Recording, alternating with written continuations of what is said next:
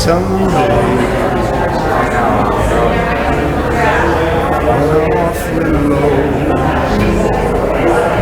and the world is cold, I will feel low just thinking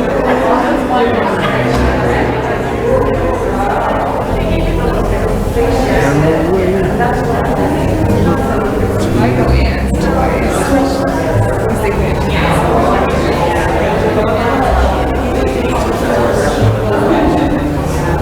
oh, but you're lovely,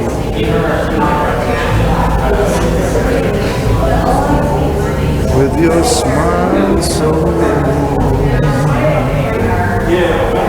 and your cheeks so soft.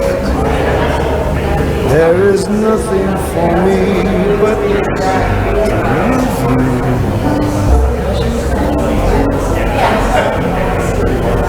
just the way you look tonight.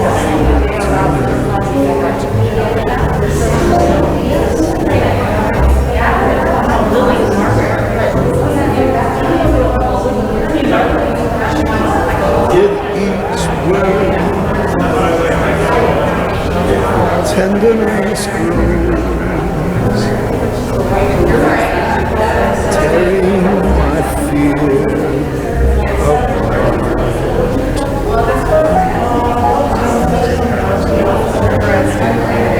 And that laugh that wrinkles your nose,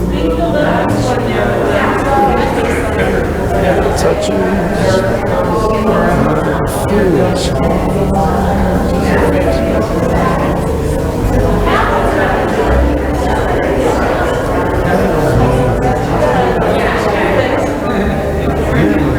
Never change. Keep that breathless charm. Won't you please go and 'cause I love you, just the way you look.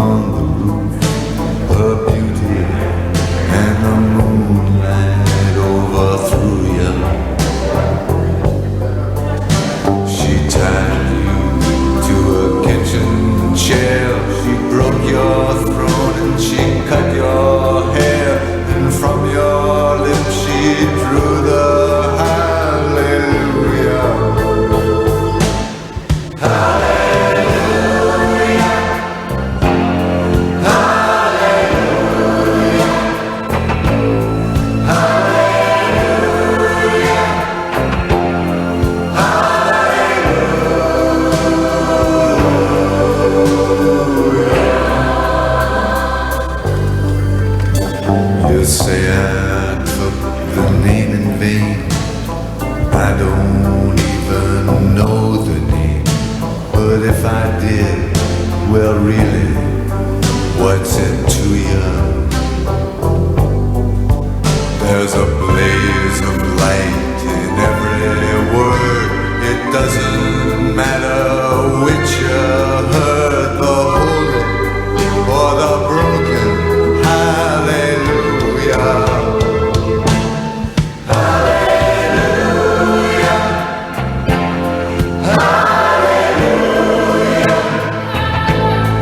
Hallelujah.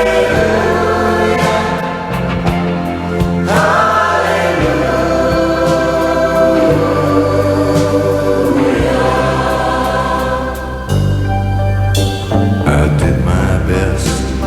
It wasn't much. I couldn't feel, so I tried to touch. I've told the truth. I didn't come to fool you.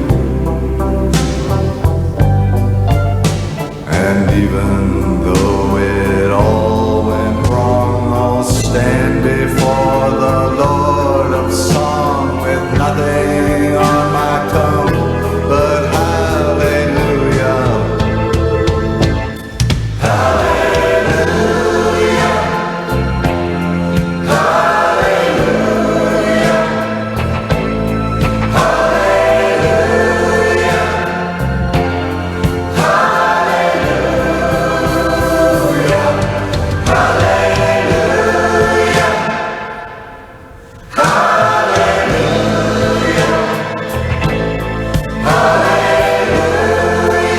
Hallelujah.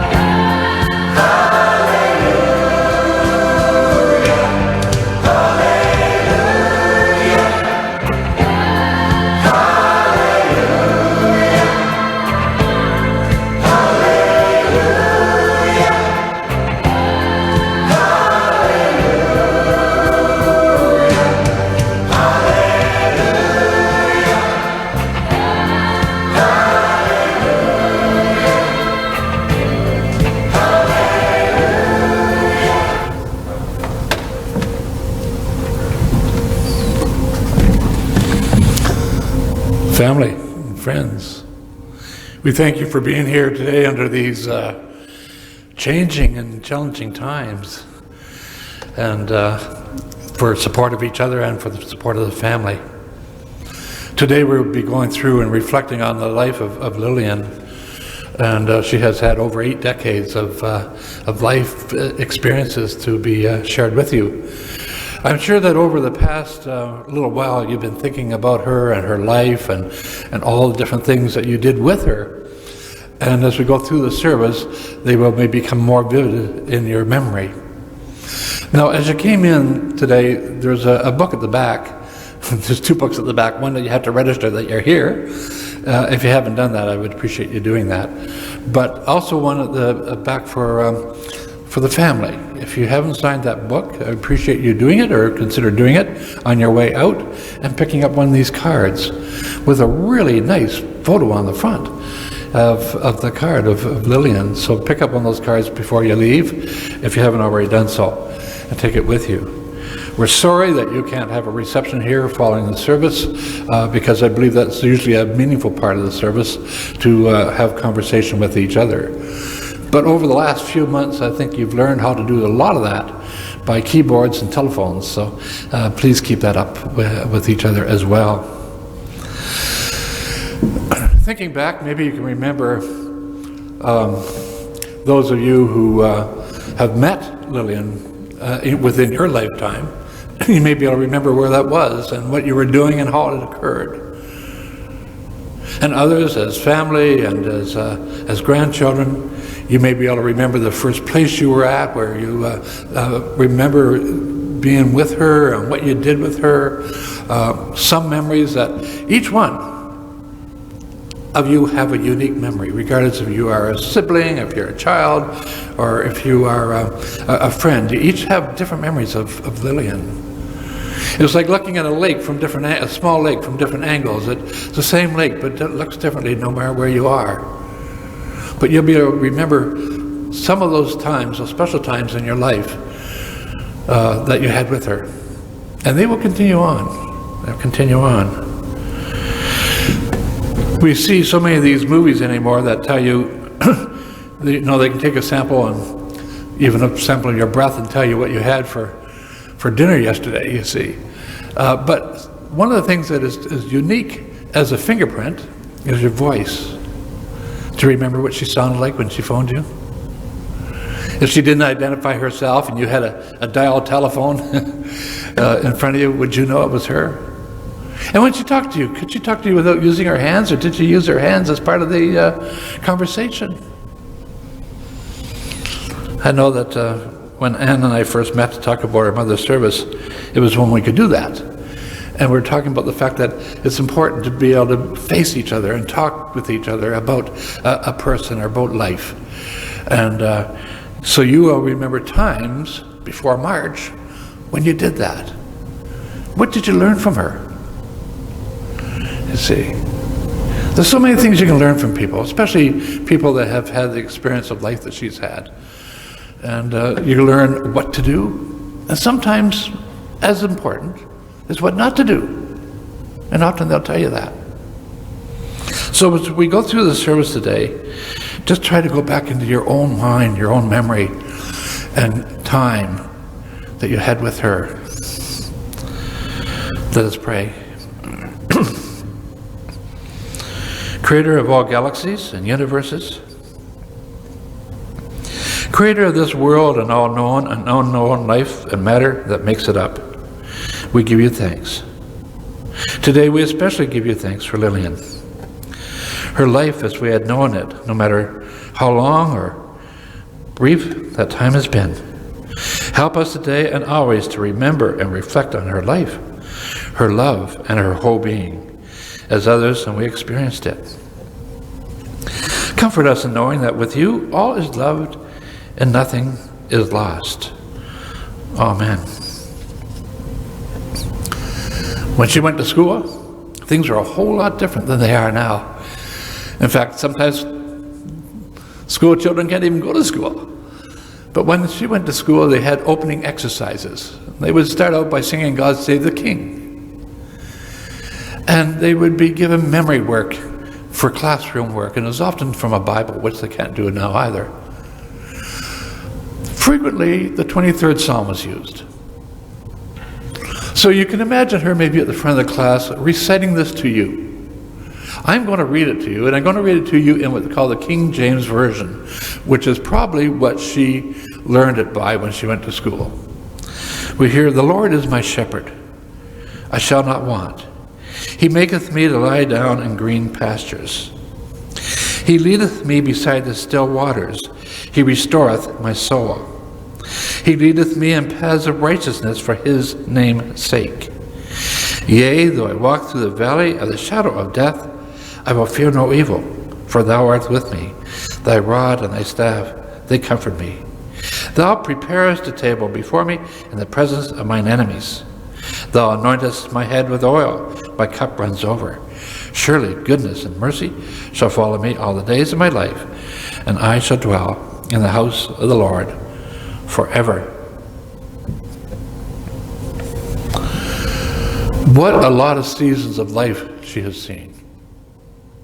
War, peacetime, technical changes, financial swings, and even stories of health concerns that we have now. She's experienced the onset of electronics, of radio, and TV, and everything up to handheld devices, which if you bought on your way here, it'd be out of date by now, you see. But she has experienced the residue of a war, family and life and birth and children and grandchildren and friends. So as I read to you about seasons, think of the seasons of life that you had with her. We hear there is a time for everything, and a season for every activity under heaven. A time to be born, and a time to die. A time to plant and a time to uproot. A time to kill and a time to heal. A time to tear down and a time to build up. A time to weep and a time to laugh. A time to mourn and a time to dance. A time to scatter stones and a time to gather them together. A time to embrace and a time to refrain from embracing. A time to search, time to give up. A time to keep and a time to throw away. A time to tear and a time to mend. A time to be silent and a time to speak. A time to love, a time to hate, a time for war, and a time for peace. She has seen them all. Can you remember how many you have seen with her? 1924. Just a few things, and then you're going to be hearing from the family more about her.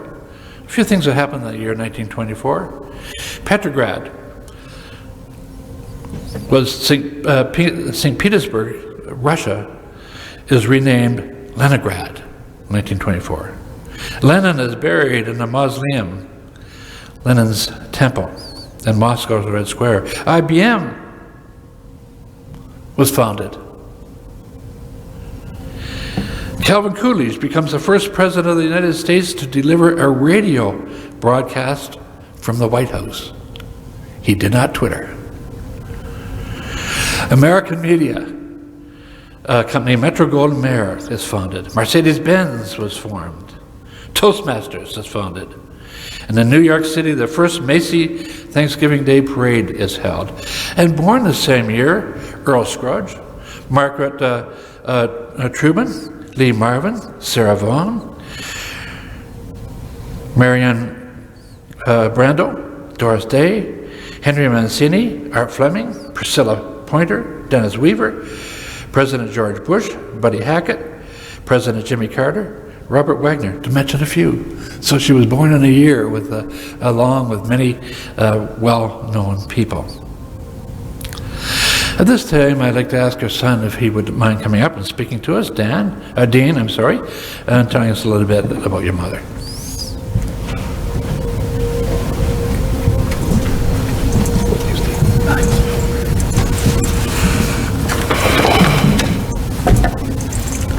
Put these on so I can see.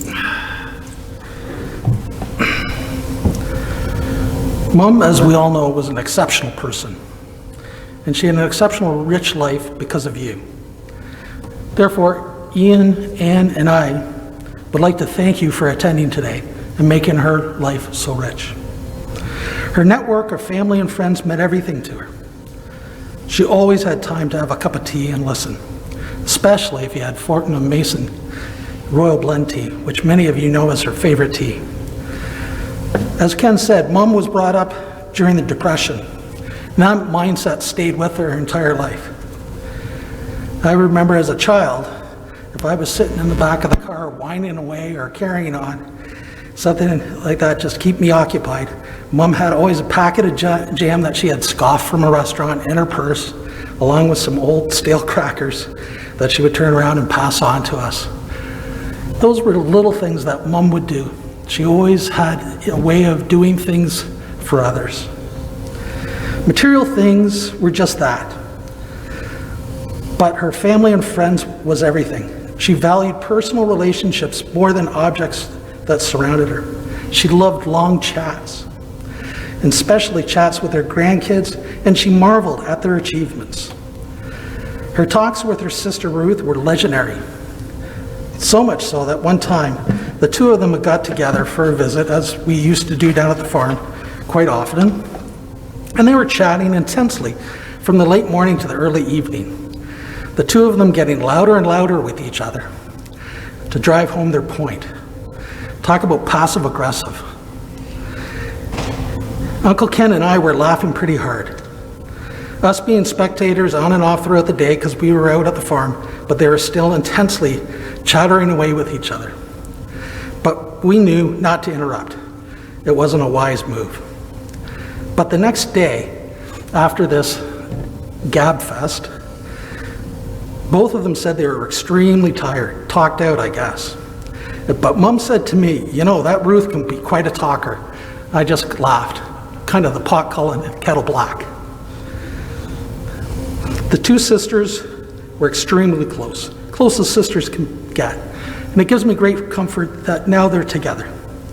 Even though they had a few years apart, I'm sure they got lots to catch up on and have some of those intense discussions that they used to have down at the farm. Mom loved her brothers and sisters, the entire clan. The importance of family to her was implanted by her parents, and it only grew over the years.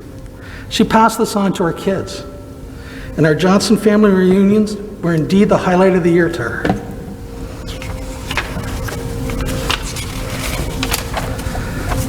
There was never a question if you were going to attend, it was just given that you were going to go. Although I thought all families did this when I was a kid, but I learned pretty quickly that this is really a special event, and not all families do this. Mom loved her family reunions. She cherished each gathering greatly, and she instilled that in us. And she often said that her mom and dad would be so proud that we carried on the tradition. But Mom also, she had an adventurous side to her too. In the early 60s, she packed up 2 kids and a husband and moved to England. She had no idea what she was getting into, but she was up to the challenge. Then came along the 3rd kid, her little Englishman, me.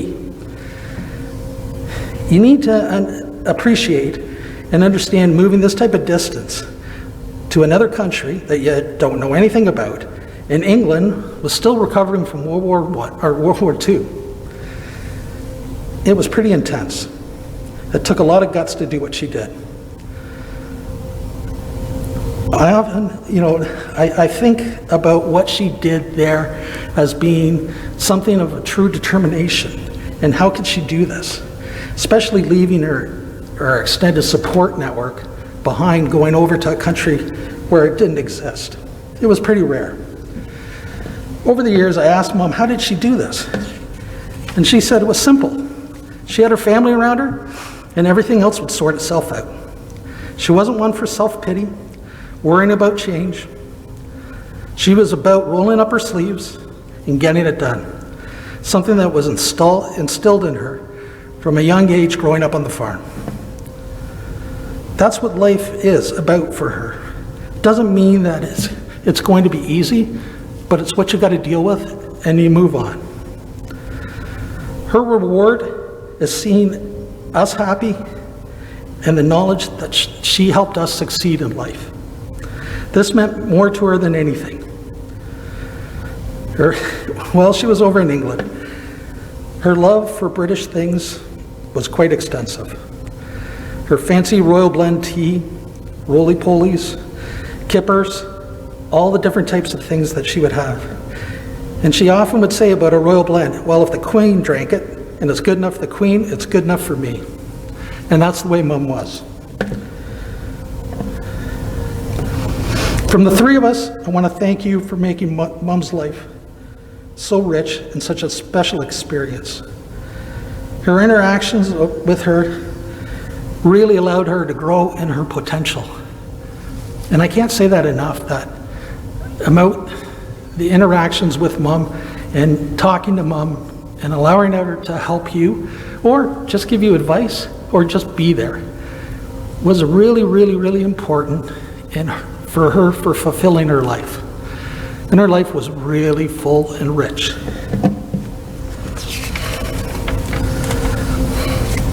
She told me that at the funeral, she didn't want any of us to really be sad and cry or carry on about that and think that part of it. She wanted us to focus on the joy of being with her, very similar to what Ken was saying. Our lives are richer for knowing her. Even though she may be gone from us in a physical perspective, her spirit is still with us. And Mom would tell me, if you get dealt lemons, make some lemonade.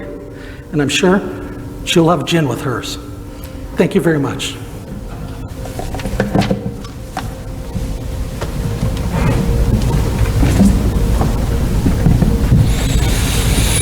Dean, thank you. We're now going to be hearing from her granddaughter, Alicia Kirby, and it will be digitally given to us.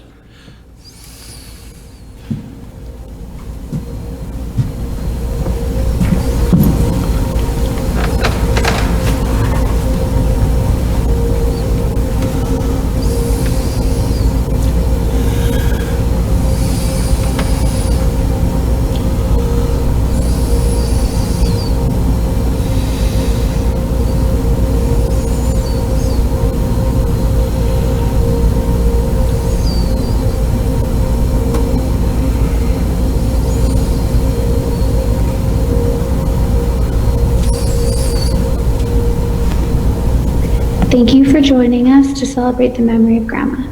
Even though I cannot be here in person, I have a few favorite memories that I would like to share with you today.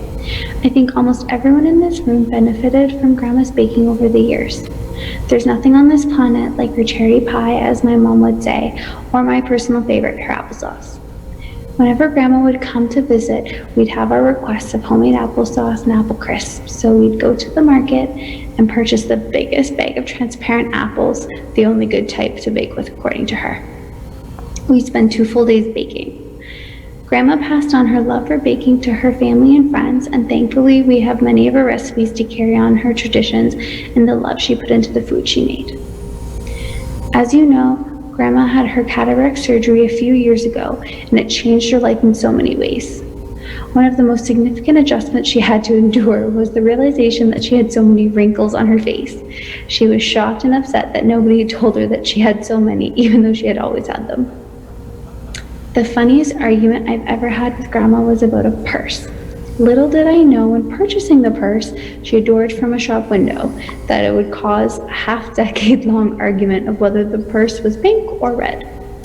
Some of you might remember us asking you what color you saw at family gatherings, and surprisingly enough, the responses were pretty even between the 2 colors.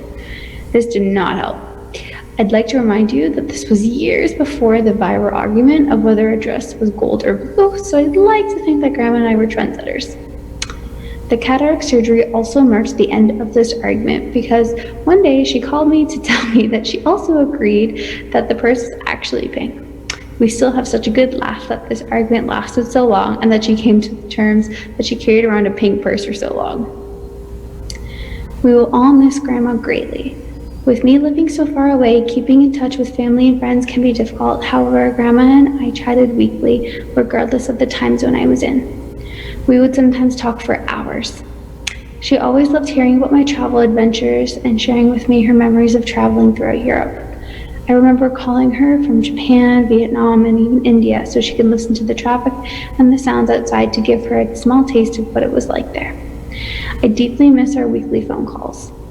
Even though I can't talk with her anymore, I will always think about the conversations I wish we could have, and of course, keep exploring as she always told me to do. Thank you again for joining us in celebrating the wonderful life of Grandma Kirby.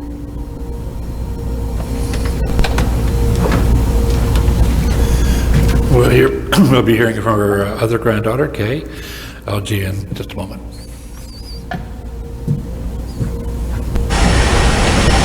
Aunt Lil was a very special person. I had a great opportunity to get to know her when she invited me to move in with her when I started back to get my master's degree in library science at Western University. She invited me to stay a couple of nights a week at her apartment. And I just want to say, if any other aunt, uncle, niece, or nephew has a similar opportunity, jump at it. It's a great way to find out about the preceding or succeeding generation in your family. And it's way, way easier than having kids move back in with their parents.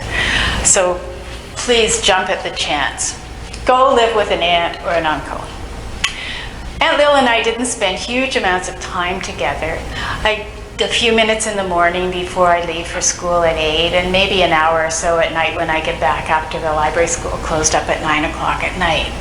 But over time, I had a chance to get to know her a bit better. And gradually I learned a bit more about her too.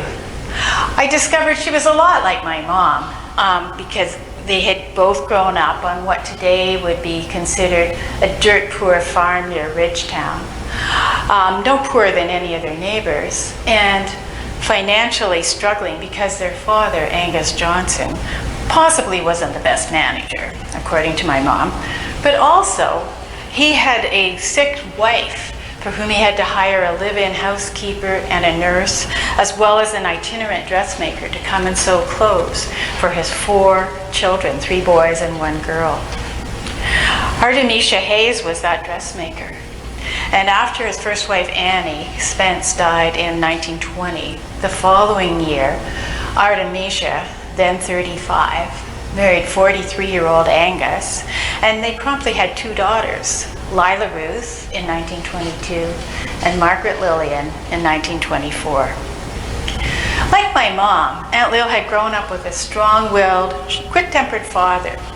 Ruth recounted a time when she and Lil thought Dad was going to kill their older brother Walt, grabbing Walt by the throat after Walt had told his father that he just got a job in the hotel. The idea of his son pouring beer in a hotel. Their father was very community-minded. He managed a girls' softball team. He was the local representative to the United Church Council.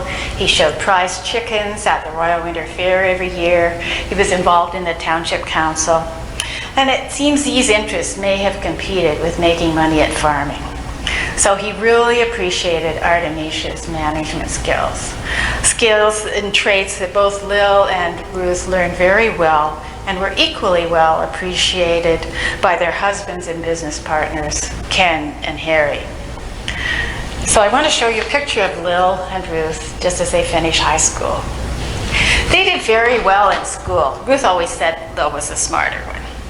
And in an era when few people went to, let alone completed high school, especially drove country kids who had to find their own transportation or boarding arrangements to study in town.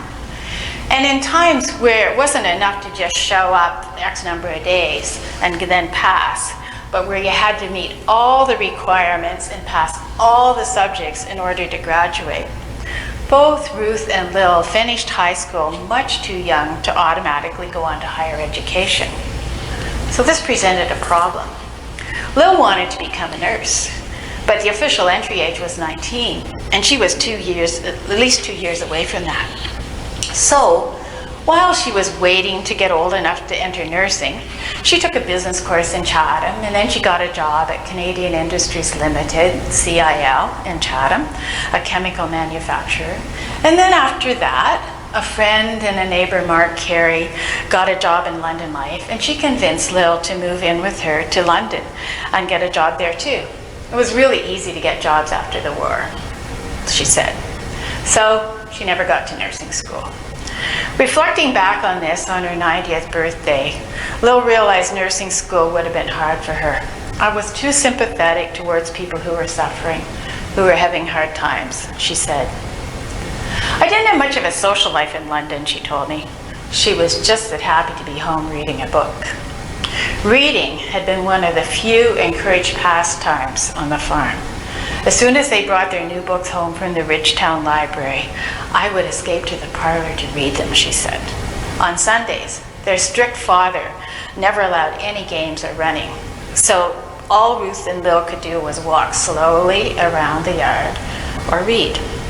So that's what they did. To this day, I could sit and read all day, she told me at her 90th birthday. So losing her eyesight at 93 was a huge blow.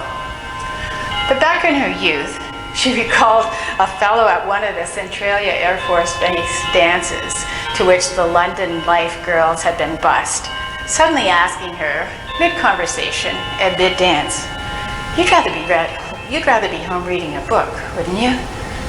And I had to agree, she said. But at another dance, several years later, she met someone more compelling, Harry Kirby, a recently arrived English immigrant. Their wedding on June 16th, 1951, is my first memory of Aunt Lil. I'm just going to refer you to page 26 in Growing Up in Howard Township. We have a photo of that wedding picture. So my 3-year-old cousin Janet Wilson and I, a much more mature 4-year-old, were their flower girls. And I remember 2 things about that wedding. One thing is sitting quietly beside Janet in the front row of the church in the beautiful dresses that my mom had made us. Then suddenly looking over and realizing Janet had picked every single one of the flowers out of her flower basket and was strewing them around in the seat. So in a panic, I tried to stuff them all back in the flower basket before it was time to leave the church. And the other thing I remember about the wedding is having 1,000,000 photographs taken. So I'll never forget Aunt Lil's wedding. In later years, I marveled that her strict United Church father had let her marry Harry, a German-born Jew who advocated what he called trial marriage, i.e. living together before couples got married. I really can't imagine how she pulled it off. Maybe Angus was impressed by Harry's history of being sent off during the war to live with relatives in England by his German mother, so he would escape the concentration camp deaths that befell all the rest of her family. Or maybe Aunt Lil never told Angus. I never asked. But I did marvel at her willingness and ability to step outside the norm. I could never imagine my mother, her sister Ruth, flaunting expectations like that. So I came to appreciate Aunt Lil's inner strength. This inner strength enabled her to pick up and move their family, now including 6-year-old Ian and 4-year-old Anne, to England in 1960, where Harry felt opportunities were brighter. I'm happy we moved to England, she told me. I learned a lot. At that time, English people were living a simpler life than had been the case in North America, where consumerism had started to take hold. Where they lived in England was practically rural. People didn't have a lot of things. The idea of an exciting night out was to go to the local pub for entertainment. So in some strange ways, perhaps it felt more like home, the home she'd grown up in, rather than the Canada she'd just left. And I was also amazed at how she was able to go to work for Harry's company in Toronto after their separation and divorce. Those management skills she picked up from her mother, from business school, and from just life were clearly needed, and that's what she did. I'm sure it was a difficult time, not just for her, but for the whole family. I know she had some deep regrets, although I never talked to her in detail about this. So for many years now, I've known Aunt Lil was a very special person to me. But until a couple of weeks ago, I couldn't quite put my finger on why. Was it because she'd inspired me to try aquafit, now my favorite form of exercise, something she did until in the 80s she developed an allergy to the chlorine in the pool? Was it because she went to Tai Chi all the time and kept her flexible? She did that until her late 80s, until she no longer had a ride to the class. Or was it her breadth of reading tastes? I know on her 90th birthday, we were sitting there discussing the comparative merits of Joseph Boyden's Renda and 3 Day Road. And when I stayed with her during library school, it was the current issues highlighted in the National Geographic magazine. So all these things were important, but they didn't feel like the really important reason she meant so much to me. And then 2 weeks ago, it hit me. It was because she listened to me. She accepted me, my troubles, my fears, my hopes, my triumphs, my disappointments. And whereas my mother would always diagnose a solution to my problems, Aunt Lil never judged, never told me things could be improved if only I would ... I wish I was more like her. I'm afraid I've learned my mother's approach only too well. But my biggest regret is I didn't figure all this out while she was still alive. It was really hard visiting her at Crigwell Gardens and hearing her ask, "Why am I still alive? I can't read, my body's giving out, there's nothing I can contribute to society. What good am I on this earth?" If only I'd known then what I know now, I would have said to her, "Aunt Lil, you can still do what always mattered the most to me. You can still listen to me, not judge, not correct. Offer suggestions if asked, just like you always did. You can still give the gift of acceptance, the gift of love."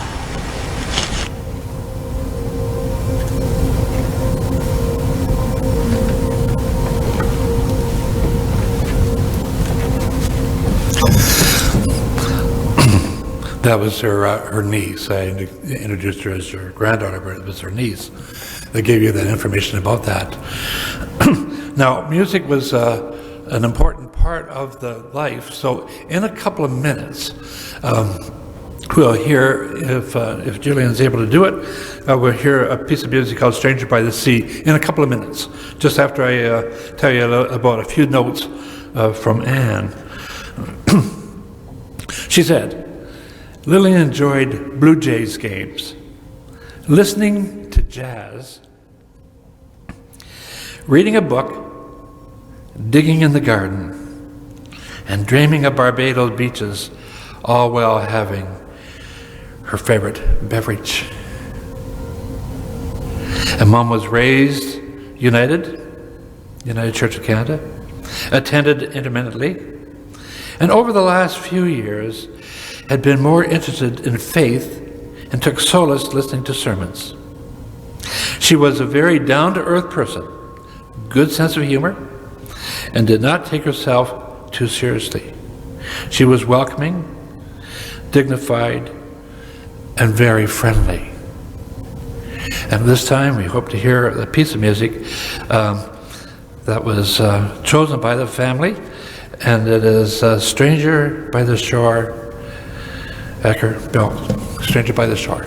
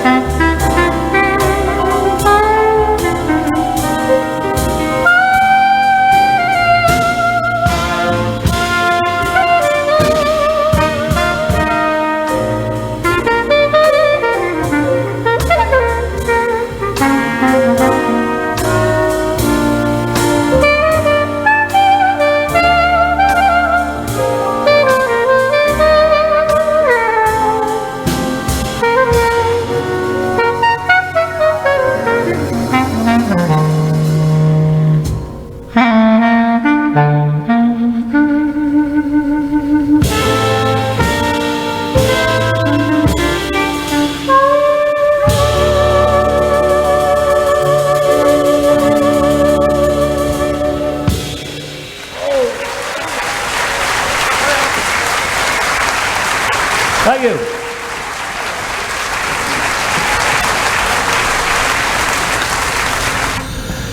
Maybe you can just sort of visualize her down at the Stork Club in Port Stanley, dancing that piece of music, as jazz music, as was very popular at the time. And Dean, you and your sister must have known your mother very well, because a lot of the things that Anne told me, you told us. And I appreciate that. You did a good job on that, along with her granddaughter and her niece. But there are a few things that, in fact, there's a lot of things about her that haven't been told, and that you will hear later on. But I understand that after her retirement, she did a lot of unpaid work, at least unpaid with the form of cash. She volunteered at the University Hospital, which is not an easy task.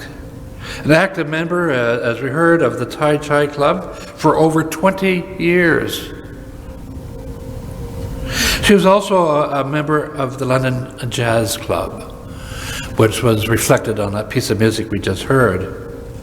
And while living at Cherry Park for 35 years, she was a member of the Cherry Hill Senior Activity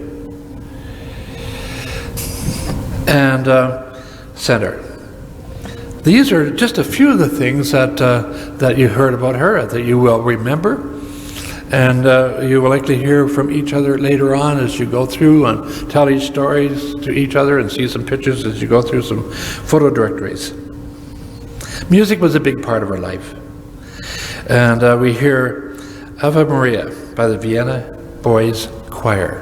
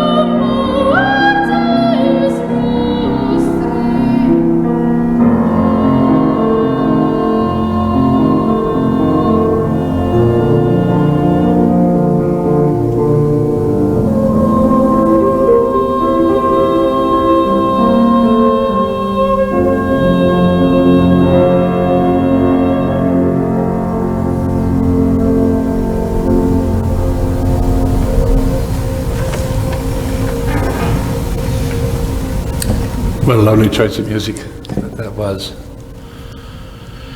Linda Ellis is a poet, and she used to live in Florida. I don't know if she's still there or not, but she had a lot of family connections, at least in her poetry. And she seemed to understand what family was and what they meant to people. And we heard that today from Lillian's family. But she wrote this: who else but a mother? Who first loves and nurtures us and takes care of every need? As she accepts into her life someone new to bathe and feed. Who's been known to, after dark, enter a room and slowly creep, to bend and kiss the forehead of a child fast asleep? Who works the longest hours, without a vacation or a check,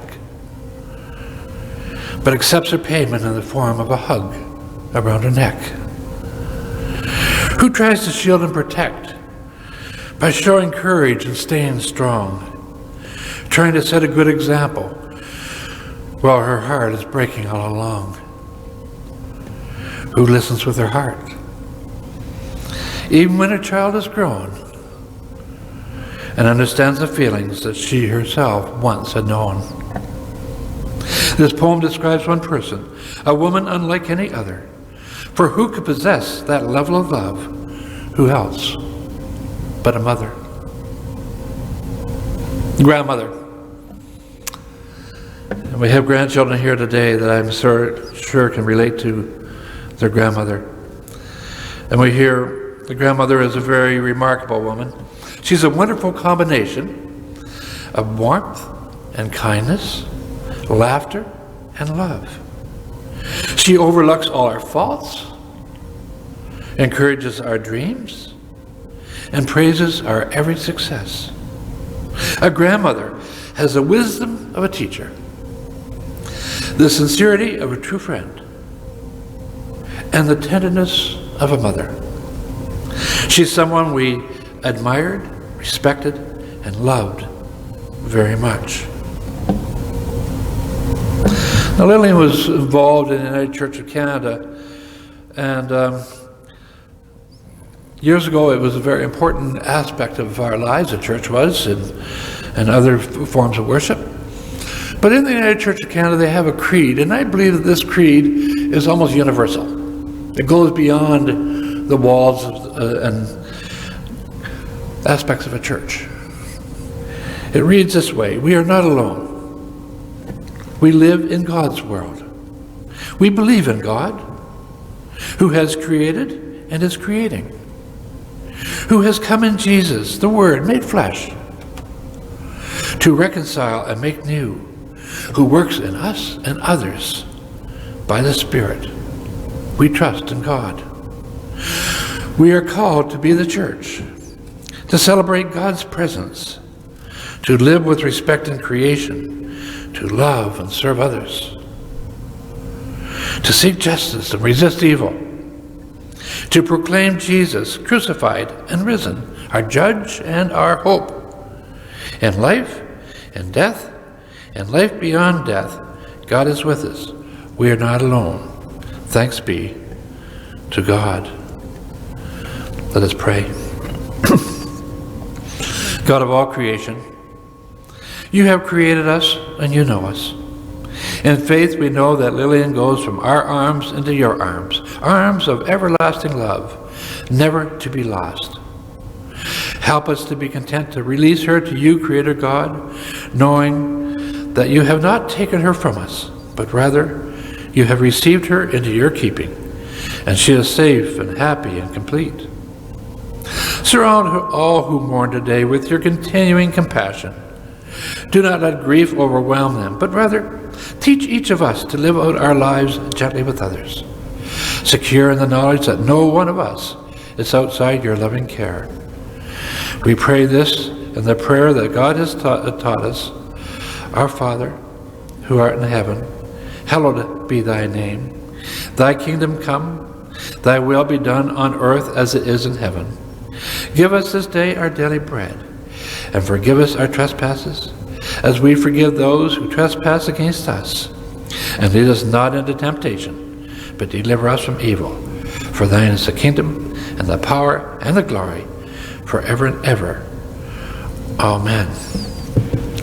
And we'll be hearing Carousel.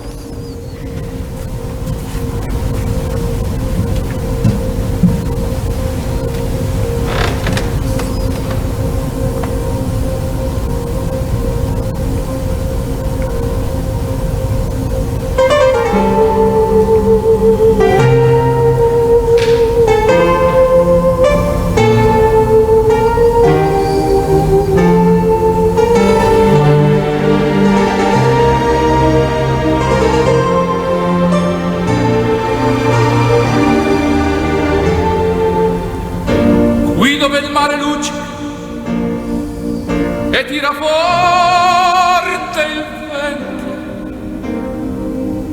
su una vecchia terrazza davanti al golfo di Sorrento. Un uomo abbraccia una ragazza dopo che aveva pianto, poi si schiarisce la voce e ricomincia il canto. Te voglio bene assai, ma tanto bene sai. È una catena ormai che scioglie il sangue di te bene sai.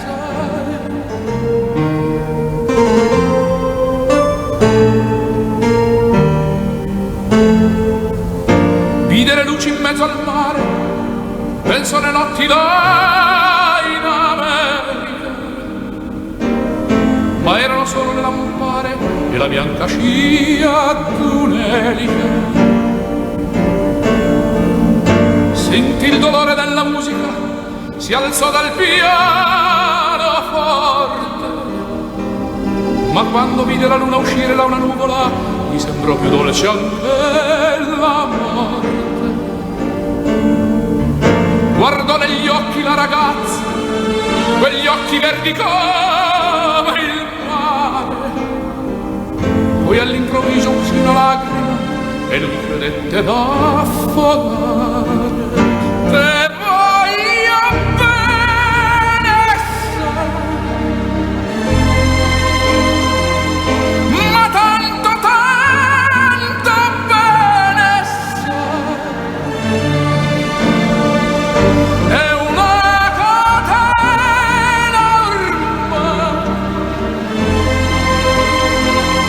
che scioglie il sangue di te bene sai.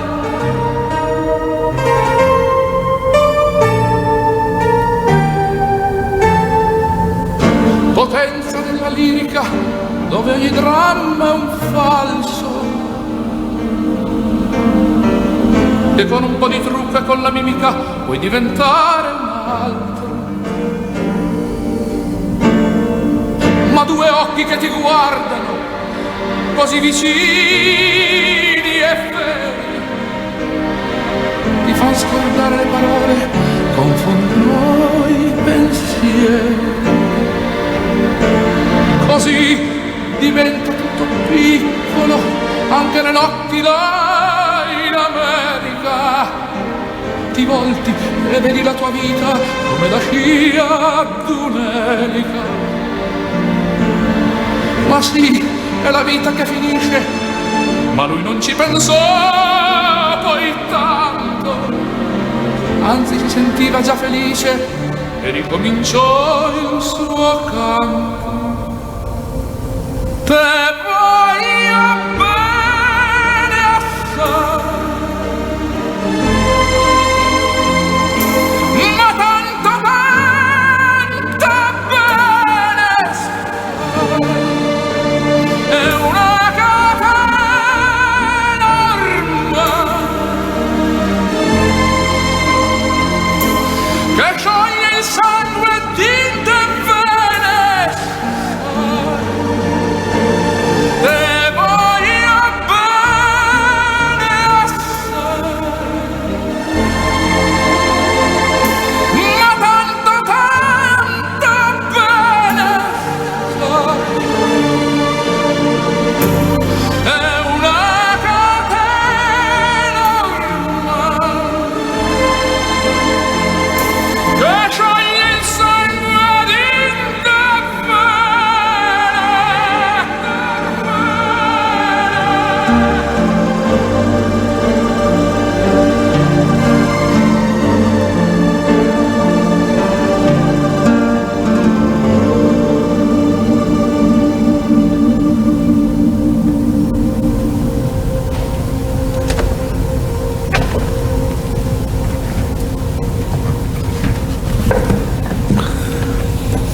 England and Ireland are pretty close. So we have this Irish blessing. May the road rise up to meet you. May the wind be always at your back. May the sun shine warm upon your face. The rains fall soft upon your fields until we meet again. May God hold you in the palm of his hands. And the Lord says, do not be afraid. I am the first and the last.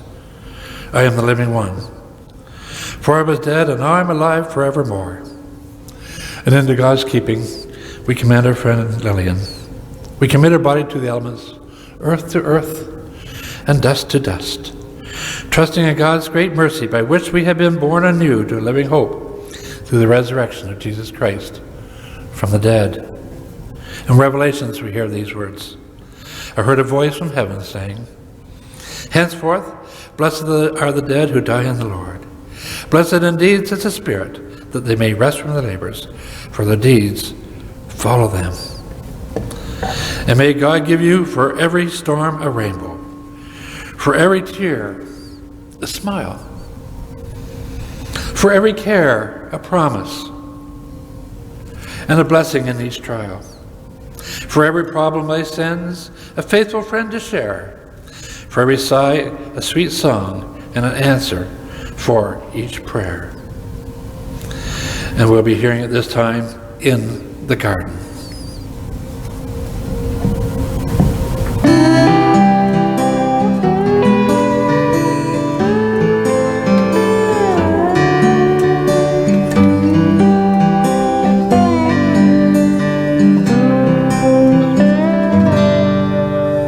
I come to the garden alone, while the dew is still on the roses, and the voice I hear falling on my ear, the Son of God discloses,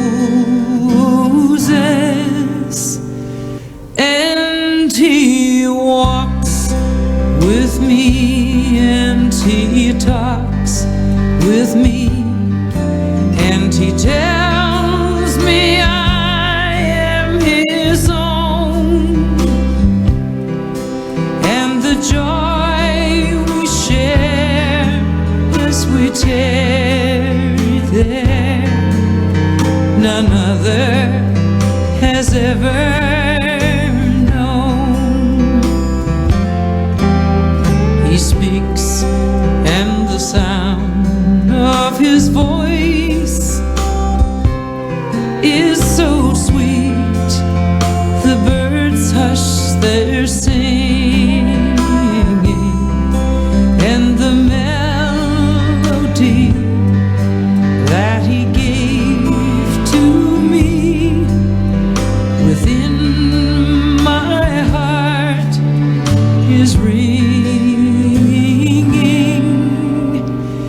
and he walks with me, and he talks with me, and he tells me I am his own,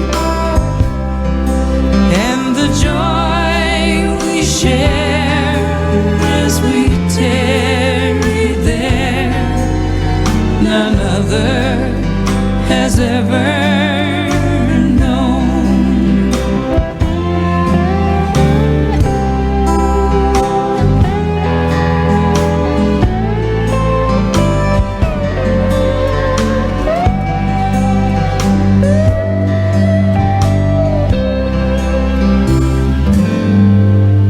I stay in the garden with him, though the night all around me is falling, but he bids me go through the voice of woe, his voice to me is calling,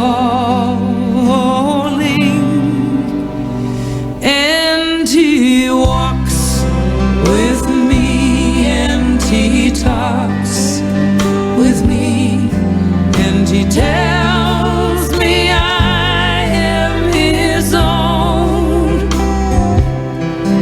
and the joy we share as we tarry there, none other has ever known, none other has ever known.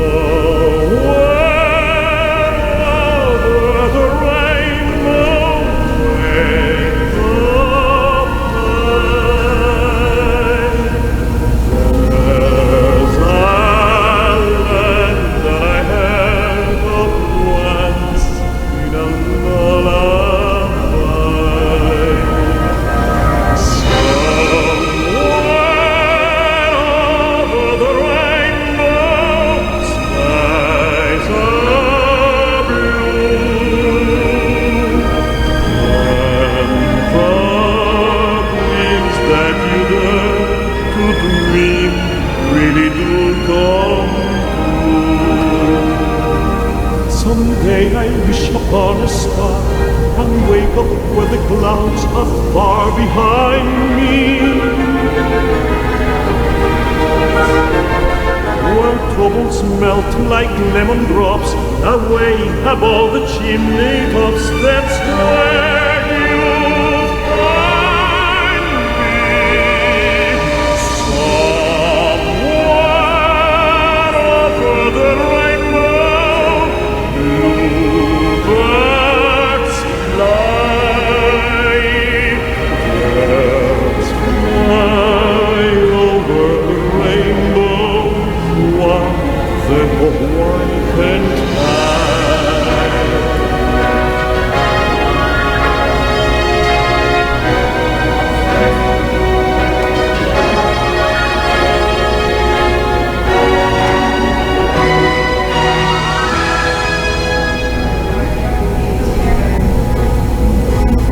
someday I wish upon a star and wake up where the clouds are far behind me, where troubles melt like lemon drops away